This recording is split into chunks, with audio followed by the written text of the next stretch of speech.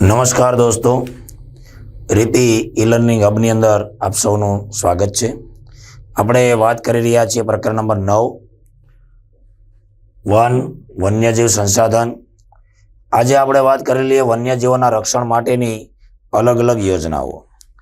કેન્દ્ર સરકારે વન્યજીવોના રક્ષણ માટે કઈ કઈ યોજનાઓ અમલમાં મૂકી એની જરા વિગતવાર ચર્ચા આપણે કરી લઈએ. તો સૌથી પહેલી યોજના છે વાઘ પરિયોજના. આપણે આગળ વાત કરીએ કે ભાઈ ગુજરાતના જંગલોમાંથી તો વાઘ ધીમે ધીમે ખતમ થઈ ગયા છે સંપૂર્ણપણે, અને ભારતના જંગલોમાંથી પણ એ ધીમે ધીમે ખતમ થઈ રહ્યા છે. તો વાઘનો શિકાર દિન પ્રતિદિન વધી રહ્યો છે, કારણ કે વાઘનું ચામડું છે એ અતિશય કિંમતી ગણાય છે. વાઘના અસ્તિત્વ સામે ખૂબ એટલે ખૂબ મોટો ખતરો ઊભો થયો હતો. એટલે વાઘની જે પ્રજાતિઓ છે એને બચાવવાના હેતુથી ભારત સરકારે 1971માં આ જે વાઘ પરિયોજના છે શરૂ કરી, જેને કહેવાય છે પ્રોજેક્ટ ટાઈગર. અને આ પરિયોજના પ્રમાણે વાઘના જે કુદરતી આવાસો છે એને સંપૂર્ણપણે સુરક્ષિત રાખવા માટેનો પ્રયત્ન થયો.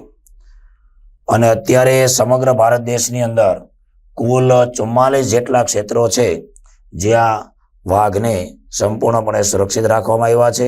અને વાઘના જે કુદરતી આવાસો છે એને સુરક્ષિત રાખવા, એનું પર્યાવરણીય સંતુલન જાળવવું, એના માટે રાષ્ટ્રીય લેવલે, દેશ લેવલે ઘણા પ્રયત્નો થઈ રહ્યા છે. તો એને કહેવાય છે વાઘ પરિયોજના. 1971માં આ યોજના શરૂ થઈ, ભારત પાકિસ્તાનનું યુદ્ધ થયું ત્યારે, એમ પણ તમે યાદ રાખી શકો. પછી હાથી પરિયોજના. હાથી એક વિશાળકાય ભારે ભરખમ પ્રાણી, પોતાને બચાવી શકતું નથી. અને હાથીની બાબતમાં તો એમ કહેવાય કે જીવતો લાખનો, મરેલો 1.25 લાખનો. કારણ કે હાથી દાંત છે એ વધારે કિંમતી હોય છે, એટલે હાથીઓનો શિકાર પણ વધ્યો. તો એ હાથીને બચાવવા માટેની યોજના એટલે હાથી પરિયોજના. તો એના કુદરતી રહેઠાણોનું પણ રક્ષણ કરવામાં આવે છે. અને હાથી છે ને એ સ્થળાંતર વધારે કરે, એક વિસ્તારમાંથી બીજા વિસ્તારમાં એ સ્થળાંતર વધારે કરે, ત્યારે એના જે સ્થળાંતરના માર્ગો હોય, રસ્તાઓ હોય, એને પણ સુરક્ષિત રાખવા માટેની આ યોજના છે. 1992માં આ યોજના શરૂ કરવામાં આવી. અને અત્યારે સમગ્ર ભારત દેશની અંદર 26 જેટલા વિસ્તારો છે જ્યાં હાથીને સંપૂર્ણપણે સુરક્ષિત રાખવામાં આવ્યા છે. તો આ યોજનાનો અમલ થયો એટલે હાથીઓની સંખ્યામાં પણ વધારો થયો છે. અને કદાચ કેરળ, કર્ણાટકના લોકો હાથીઓને પાળવાનો વ્યવસાય વધારે કરે છે, તો એ લોકોને પણ આ યોજના હેઠળ આર્થિક સહાય કરવામાં આવે છે. પછી વાત આવે ગેંડા પરિયોજના. એક શીંગી ગેંડો. એનું જે એક શીંગડું છે એ ઔષધ તરીકે કામ આવે છે, દવા બનાવવાના કામમાં આવે છે. એટલે ગેંડાની શિકાર પ્રવૃત્તિ પણ વધી હતી. તો એને બચાવવા માટેની યોજના એટલે ગેંડા પરિયોજના. તો પશ્ચિમ બંગાળની અંદર જે સુંદરવનના જંગલો છે ત્યાં એક શીંગી ગેંડા છે એ વધારે પ્રમાણમાં જોવા મળે છે. તો એ એક શીંગી ગેંડાઓના રક્ષણ માટે આ યોજના અમલમાં આવી. અને એને કહેવાય છે રાઇનો વિઝન. રાઇનો એટલે એક શીંગી ગેંડો.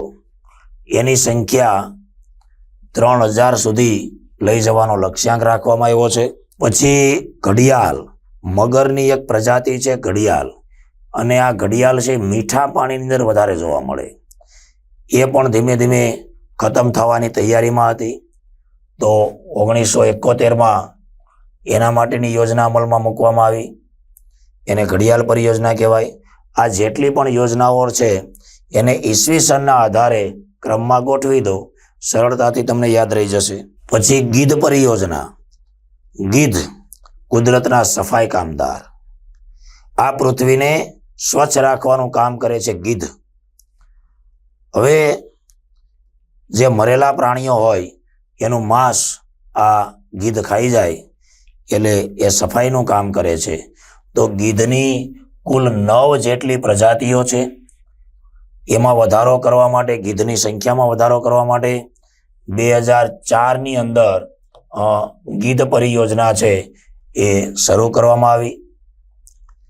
તો ગીધને બચાવવા માટેની યોજના એટલે ગીધ પરિયોજના.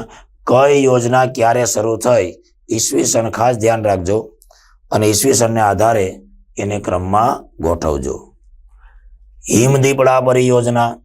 હિમાલયની અંદર જોવા મળે હિમદીપડા 3000 મીટરની ઊંચાઈએ, જ્યાં માત્ર બરફ અને બરફ જ છે, હિમ આચ્છાદિત વિસ્તાર છે, એટલે બરફથી ઢંકાયેલો આખો વિસ્તાર છે.